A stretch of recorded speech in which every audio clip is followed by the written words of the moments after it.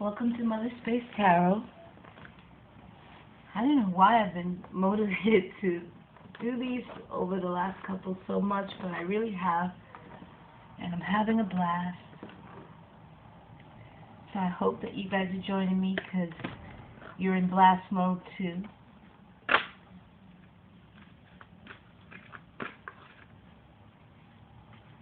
And together we'll figure out where we're at, what we're doing, what the next best steps are.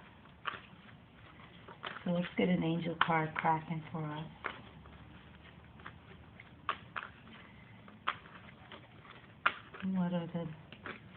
What should we be focusing on today?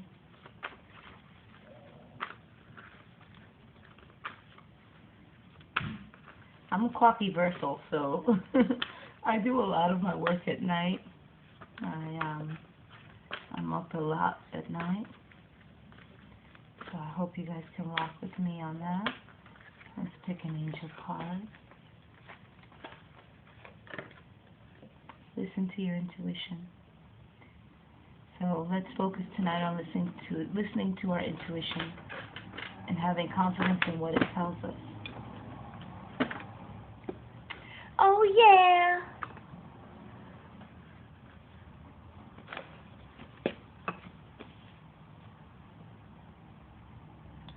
And while we're at it, let's see what the astrological message could be for us. I love these cards. These cards are awesome. They're the astrological cards, oracle cards, and they're fantastic because you combine a planetary card with a astrological card, and it gives you a message as to what energy you should hone in on, what planets may be playing a role, and how harnessing that can help you accomplish your goals. So let's see what's cracking. And again, this is a nighttime meeting just for kicks and giggles because I just can't stay away from the table these last couple of days. I don't know what's gotten into me. What's gotten into me? Let's see.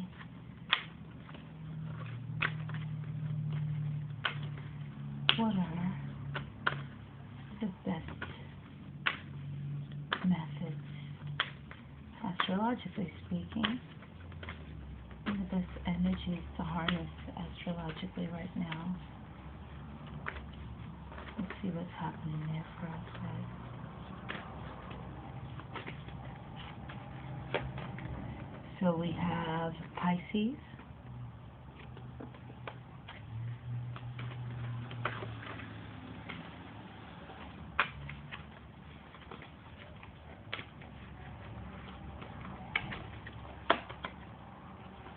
We have Libra. And now let's get planetary cards, huh? Mars. So let's read the messages for those.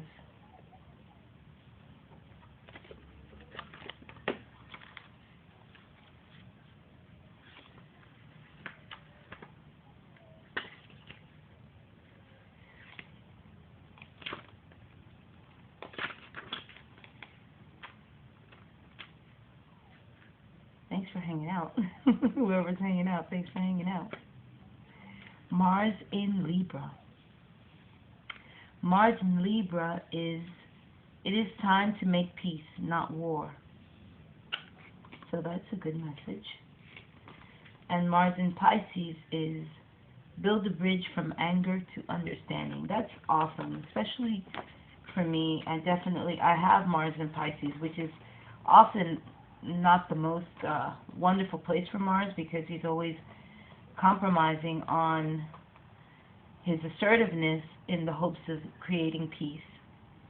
So Mars in Pisces is a very specific message for me, I know, because it is about balancing the act of being assertive while still striving for peace and conflict resolution. So that's wonderful. I'm glad to that. I'm glad to hear that. So let's see what the Rider Waite might have to tell us about where we will have to listen to our intuition in order to make peace and not war in ways that will bring solutions and fair-mindedness and balance to the circumstances. Come in if you must.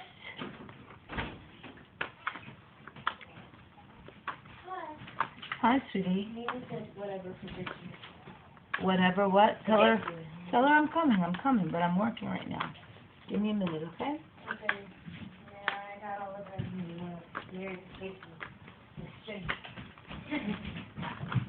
So let's see what's up.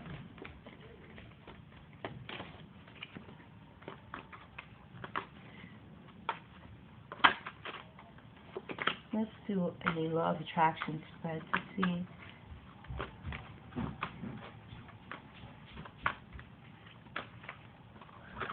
where our energy should be focused on.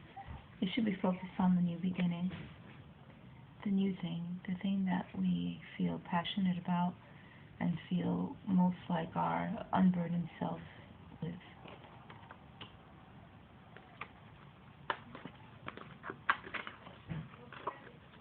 That's a very interesting idea, the unburdened self. Because the unburdened self is essentially who you are, who you were when you got here, right? The thing, the very spirit of you. And you should apply that to your work. That's going to help. The unbridled passion, the unwritten story. What might get in the way is being too pleasure-driven and being too focused on the pleasures of the self, of the self-focus, only focusing on yourself, only focusing on the things that bring you pleasure and on your material goods. It's not all about the material goods in this instance. It's really about integrating the original desires, the hopes and the dreams, and applying that to your work, and not getting caught up in the trappings of solitude or selfishness.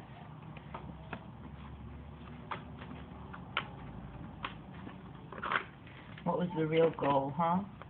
What did you start off wanting? What was the reason for you wanting it? What was the purpose of that desire? The nature. What is the nature of your desire, huh? That's really a good question for us right now, given these cards. And the last card, which is what should be your most pertinent, your most helpful visualization in this law of attraction spread. The last card is an indicator of what visualization will most profit your original intention. What's the thing that will most garner you the results you're seeking? And let's see. Oh, we got it. The King of Pentacles. So security, abundance, being that provider, being that nurturer, that entrepreneur, that self-made person, that individual who is of itself and for others. Because when you are as accomplished and as realized as the King of Pentacles, you are able to be bountiful and abundant for others and make a real presence in the lives of others through your generosity and your leadership example.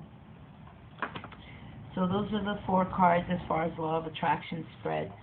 As far as who we are and what we're attracting that newness, we're attracting that new beginning, that proficient reemergence into the path of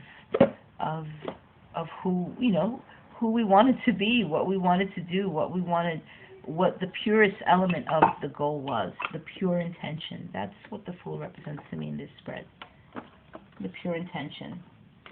And apply that pure intention to your work, to the things that make you feel accomplished in this world as far as your material self.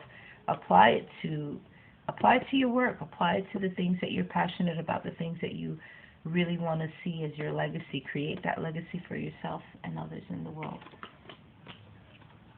And don't get caught up in the trappings of being the adorable single person who has everything they need and doesn't need to share or build with others because they've got it all on their own and they don't need anyone. Everybody needs someone. So don't get caught up in that. You may think you have everything that you need materially, but there may be benefits that are outside of you that you're not exploring. Relationships, things that are intangible, that are not of the pentacle suit, that are worth exploring, that you may be keeping yourself from because you're so self-satisfied at the moment.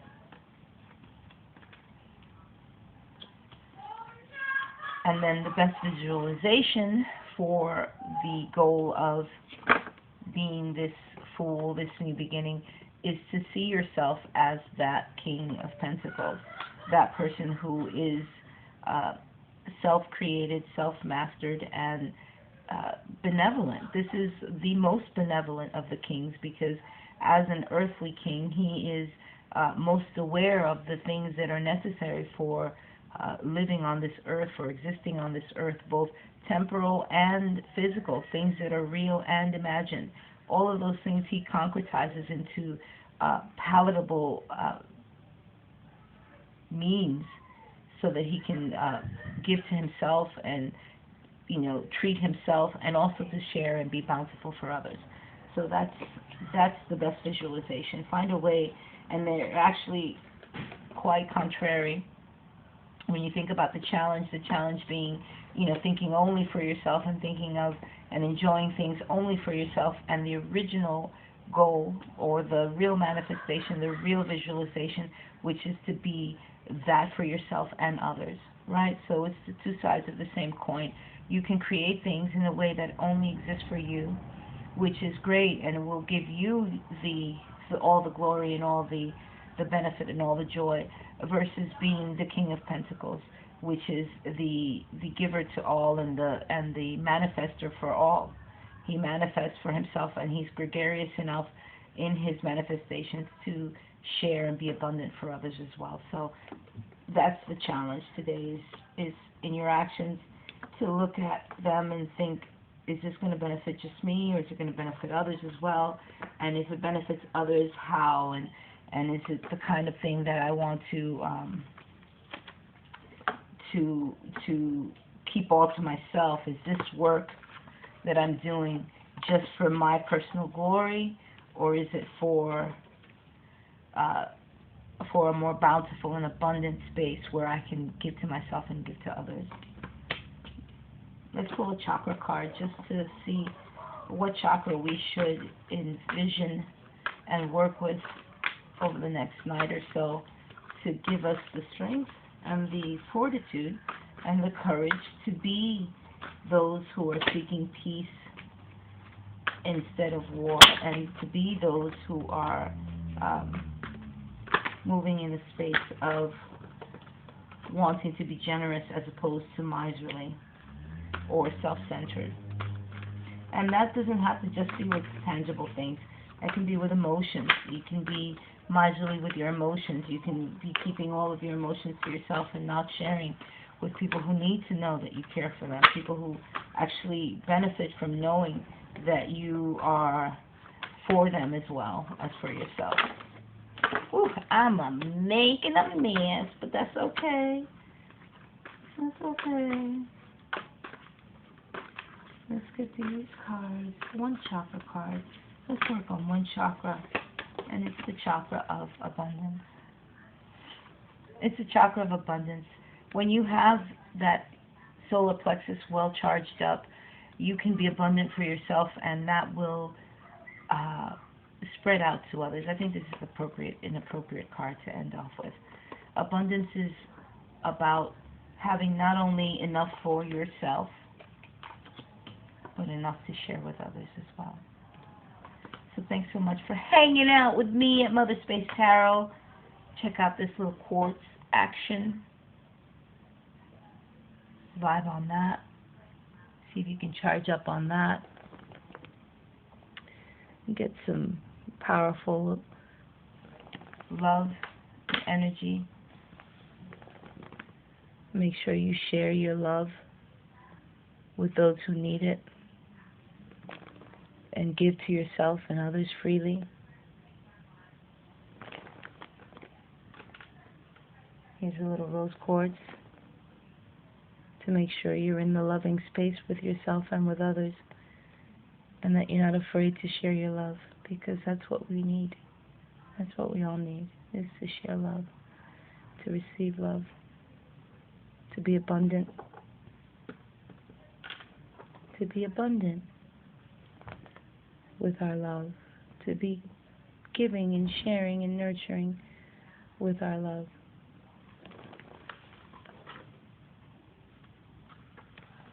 Here's a little citrine.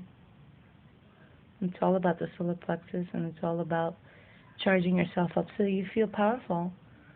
Powerful enough to love someone. Wouldn't that be great, to be powerful enough to love yourself and to love others? Well, that's what this citrine is going to help you do. Thanks for coming. Peace.